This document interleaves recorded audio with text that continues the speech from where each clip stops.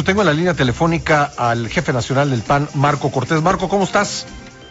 ¿Qué huele, Pascal? Qué gusto saludarte, muy buenos días. Buenos días, bueno, presentan ustedes, el Partido Acción Nacional, 10 propuestas para mejorar la eficiencia en el gobierno. Parten de que, de acuerdo con ustedes, de acuerdo con datos oficiales que presentan ustedes, los resultados en los 100 primeros días del gobierno del presidente López Obrador son negativos. ¿Cómo llegan a este balance y cuáles son las propuestas de mejoría que propone el PAN?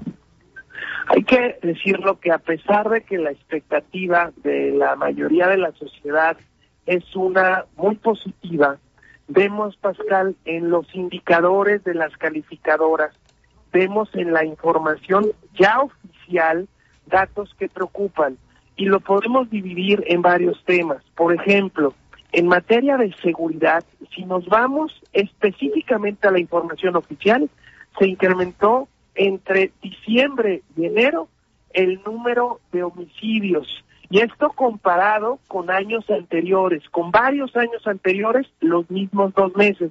Lo mismo ocurre en el número de secuestros, lo mismo ocurre en el número de robos a negocio, lo mismo ocurre en feminicidios.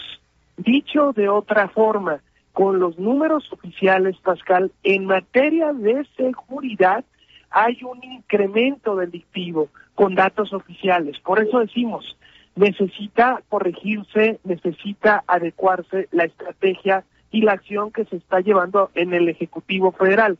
Si nos vamos a la parte económica, ocurre exactamente lo mismo.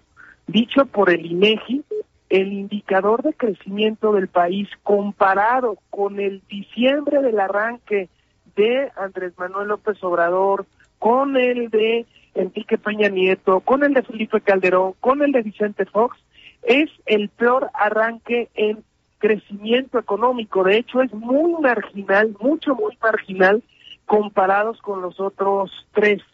En materia económica, si revisamos los datos oficiales del INSS, hay un gran número de despidos a partir del mes de diciembre. Estamos hablando oficialmente de 400,000 trabajadores menos registrados en el INSS, nuevamente con datos oficiales. Las calificadoras, el Banco de México, los expertos hablan de que vamos a tener un crecimiento bastante limitado este año, y para nosotros es más que evidente que se debe de corregir, y como bien dices, hicimos 10 propuestas muy concretas para poder reactivar la economía, para poder fortalecer el esquema de seguridad, y vaya que ya les aprobamos con cambios sustantivos la Guardia Nacional para que ya no sea militar, sino sea civil, pero se requieren hacer todavía muchas cosas para que se corrija esa preocupación y foco rojo en los indicadores del país.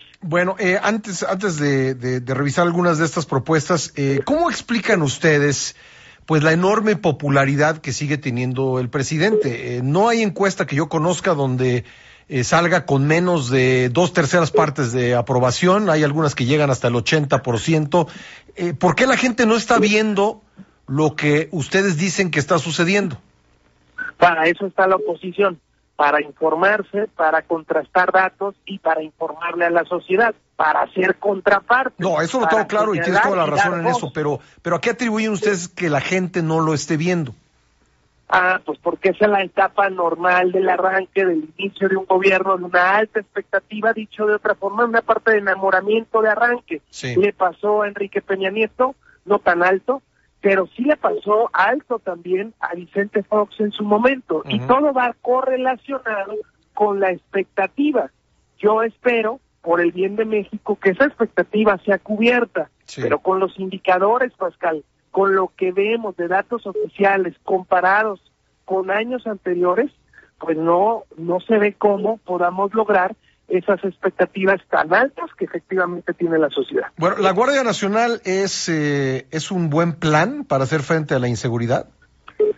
Mira, es el plan que pidió el gobierno corregido, porque el gobierno federal pedía una Guardia Nacional militarizada y de forma permanente y sin ciertas reglas mínimas de su actuación. Sí. Lo que nosotros hicimos es aprobar lo que pedía el gobierno, esa Guardia Nacional, pero civil, con un tiempo máximo de actuación para que se valore qué tanto se ha avanzado y en ese trayecto de tiempo se fortalezcan policías municipales, estatales, se profesionalicen ministerios públicos para que no se detenga al delincuente y luego resulta que en una semana nuevamente sigue en la calle delinquiendo.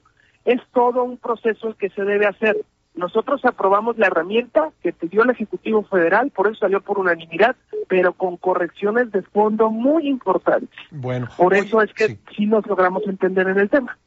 Bueno, y en materia económica, ¿cuál es la principal propuesta que hacen ustedes para pues enderezar el rumbo que sienten ustedes que va mal?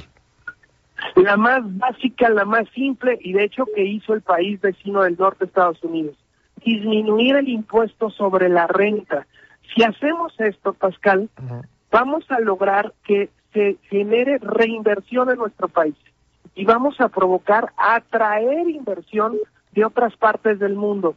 Inversión extranjera que también en los indicadores se ha perdido a partir de cierta toma de decisiones como el aeropuerto que genera incertidumbre, como el anuncio de la construcción de la refinería en Dos Bocas, que no ha habido un experto en el mundo o nacional que estuviera a favor.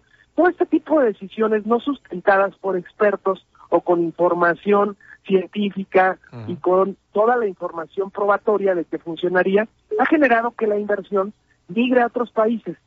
Si nosotros disminuimos el impuesto sobre la renta, hacemos que México sea atractivo para generar negocio, para generar trabajo, para generar inversión.